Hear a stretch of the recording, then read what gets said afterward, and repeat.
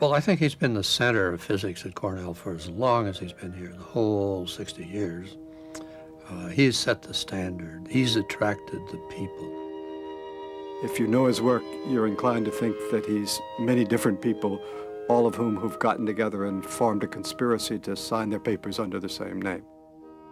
One of the impressions you get of Hans is a man who's quintessentially responsible.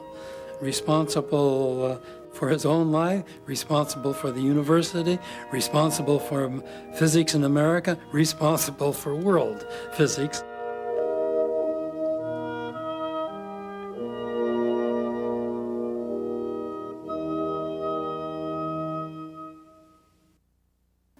My father was in the habit of having the assistants he had come also socially to the house. And in particular, he liked to take them for Sunday walks. And so Hans went a number of times with us into the woods around Stuttgart. He was there for a very short time. It was one semester.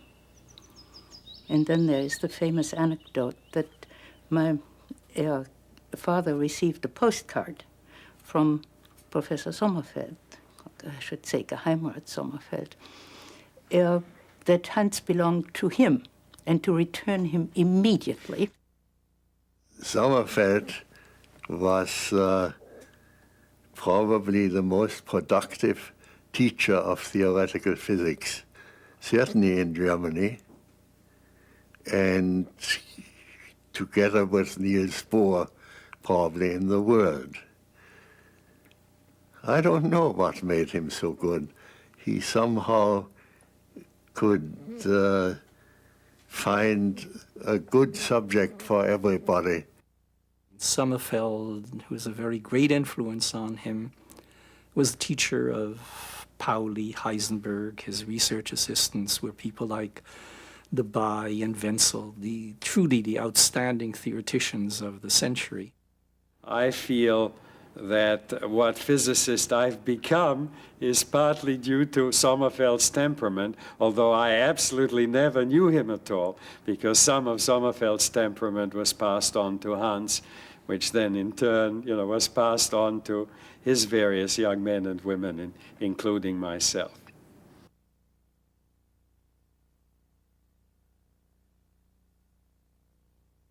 I met Lloyd Smith, who was a PhD from Cornell University.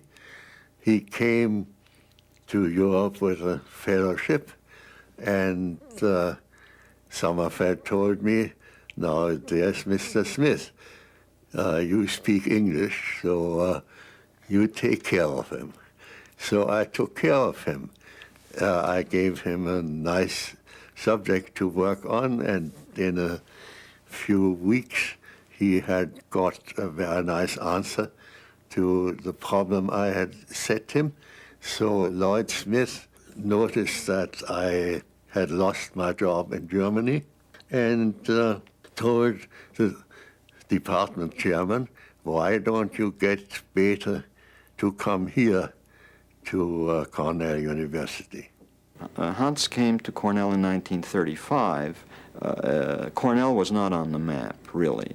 But Cornell was ambitious. It had hired Livingstone, who had built the first cyclotron. It brought Hans Bethe here, and shortly thereafter Robert Bacher. And by the time war broke out, the department had become an important department on the international scene. And there is no question that Bethe was by heads and shoulders the central figure in bringing that about.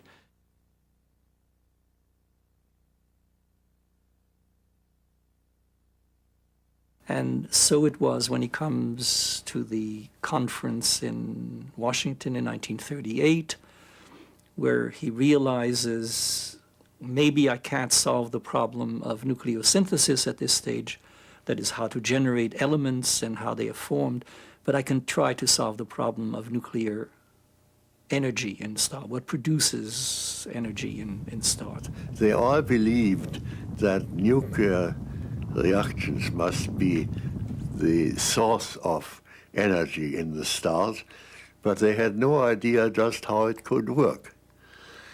And there was quite a lot of nonsense talked at the conference.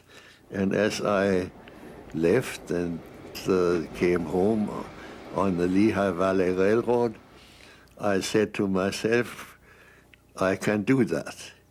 He solved the problem of how the stars shine, which was a problem that occupied physicists, chemists, engineers, astronomers, geologists, all the way back from 1850 roughly, when people first worried about the fact that the age of the oldest things on Earth was older than the calculated age of the sun.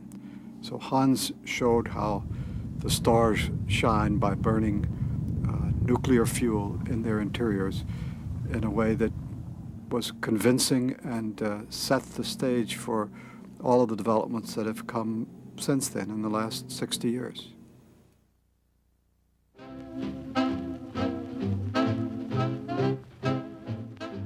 Out of the summer study at Berkeley grew the Los Alamos Laboratory with Oppenheimer as the director. And I was asked to be a member, which I agreed to. And then Oppenheimer asked Rose to take charge of the housing office. The place was being built still at the time I got there. Some of the houses were ready, some of them were not. And everybody lived makeshift. But gradually the place settled down, and the overriding consideration of life up there was work. Obviously, we couldn't make experiments with setting off bombs here and there. It had to be a theoretical exercise right up to the end. So the theorists played I would say a dominant role in the development of that bomb. The General Groves, that is, came out of a meeting, and I happened to be in the hallway, and he said to me, "You will be pleased with what we did to Hans today." And that was when he was appointed the head of the theoretical division. The theoretical physicist is perhaps too conceited. We generally think that the theories we make are true, and that when an experiment is afterwards done, that it will confirm the theory. So I was not surprised when the first atomic bomb actually worked.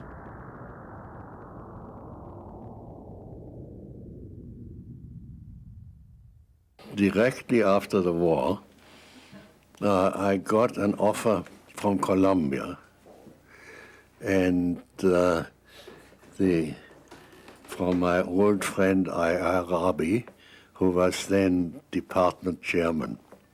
Columbia was the center of a lot of activity which became very important for the progress of theoretical physics immediately after the war. And so this was quite attractive, but Rose and I discussed how we would live in Columbia. One could always go downstairs and lean against the wall and do some knitting while the children were playing on the sidewalk. Well, this wasn't my idea of how to raise children. And or one could move to Leonia or someplace like that. And if you're out in Leonia, why not be in Ithaca? Ithaca is a beautiful place. I liked it at first because I was received so well into the department and the community. I like it now because it is so beautiful. I can't imagine another place where I would rather live. And there are so many activities about which the general run of students know little. Nuclear physics. In these days of doubt and suspicion, one hesitates to mention a subject which is still associated in the public mind with spies and people who talk too much. Nevertheless, there is a Floyd Newman laboratory, a strange structure in which eager scientists are working in an atmosphere of hush.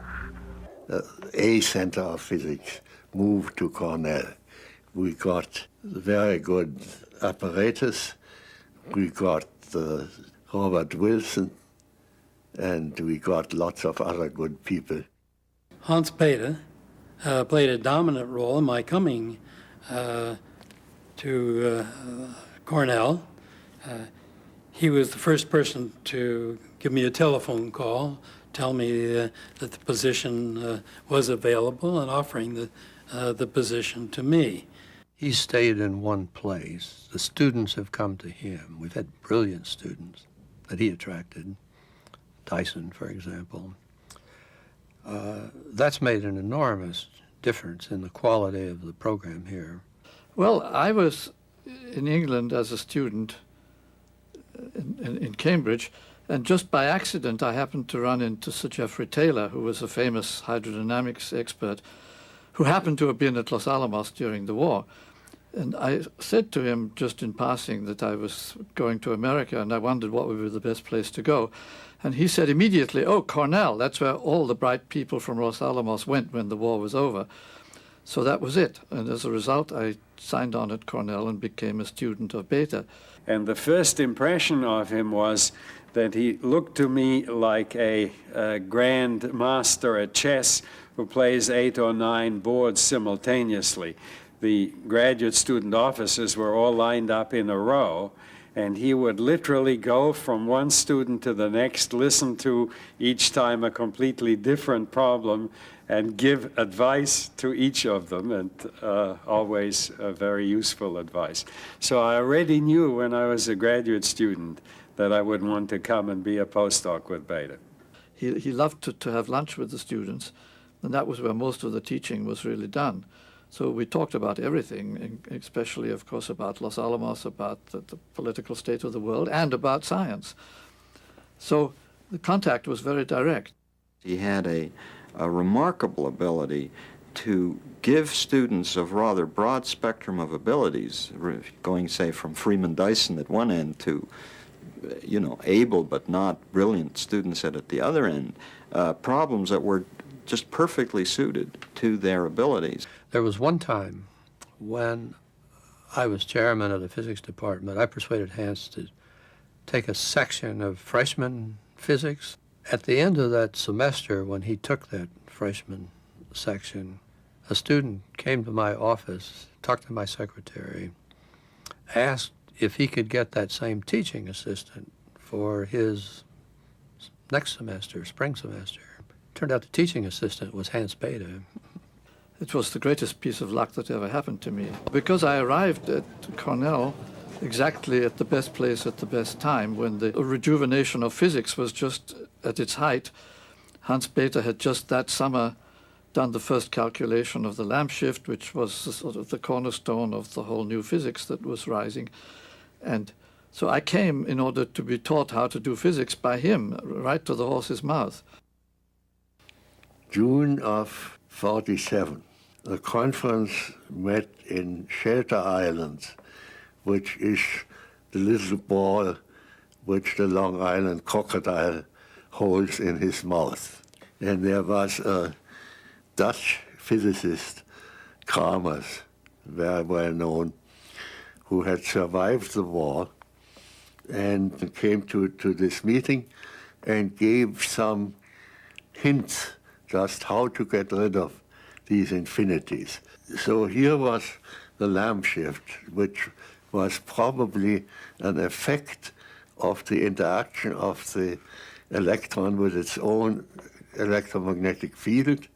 And so I said to myself, well, with this idea and Kramer's idea, I can do that.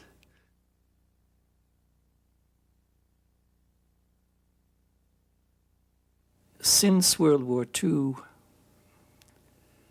whether on the issue of the hydrogen bomb, whether on issues of ABM, SDI. He has been a moral force.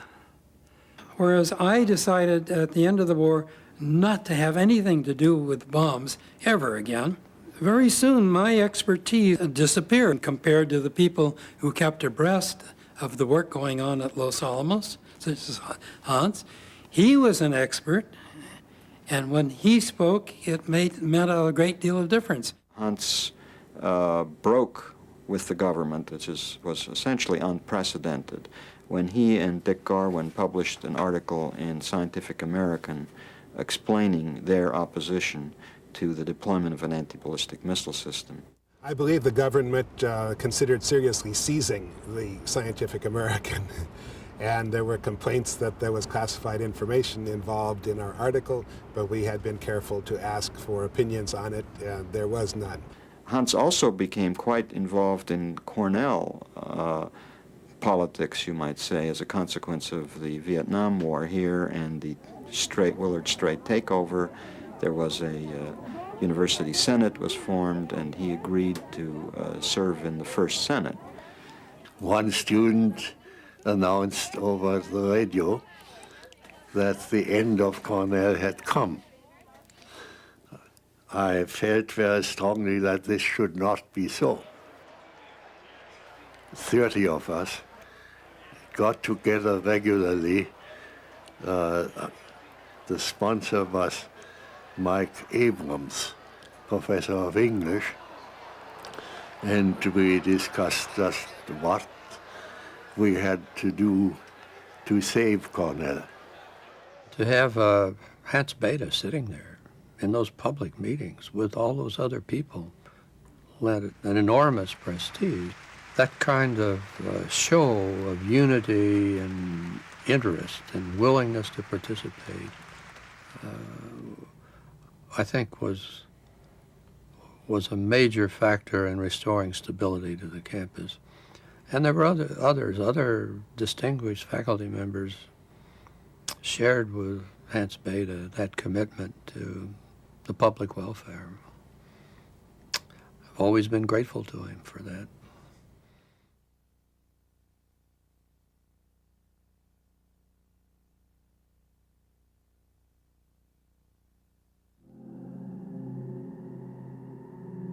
The great work for which Hans got the Nobel Prize was the source of energy in stars, the disentangling of the various nuclear reactions that go on in stars.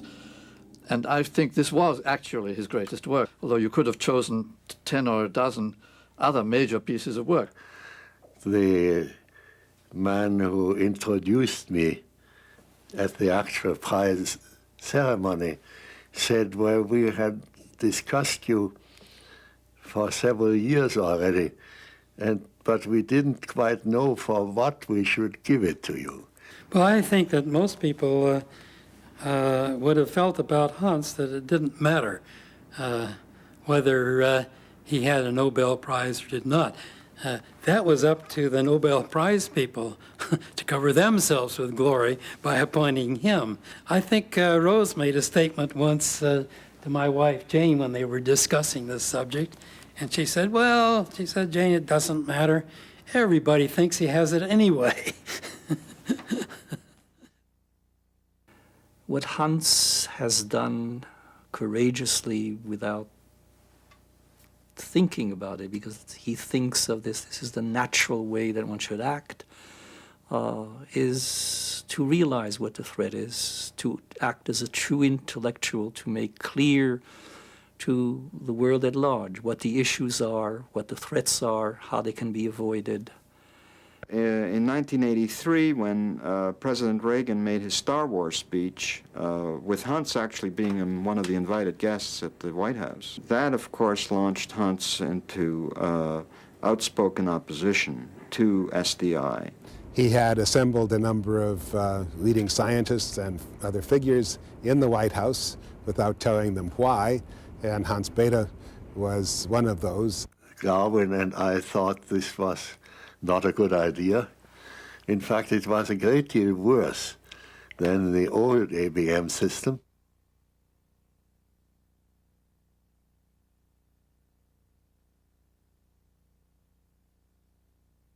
Hans again took the lead in 1986 in understanding just how the sun would affect the particles produced in its interior, these so-called neutrinos, and cause the event rates in the different experiments that were being carried out to be different than had been calculated using standard physics.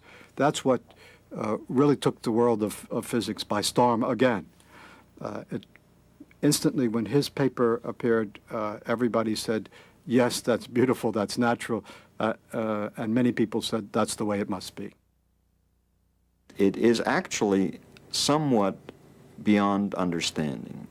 I have asked many people. I also think I know the history of physics really quite well, and I don't know of any example of a physicist who has done work of this caliber in his 80s. It is an exemplary life. It is a heroic life which gives a measure of the capabilities of what human lives are about and what we as members of the species are able to do. He can do it better. But that is an example for the rest of us.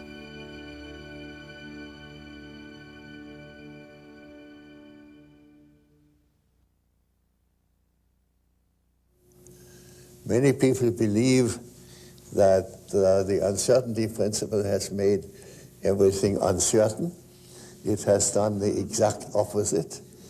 Without quantum mechanics and the related uncertainty principle, there couldn't exist any atoms, and there could not be any certainty in the behavior of matter, whatever.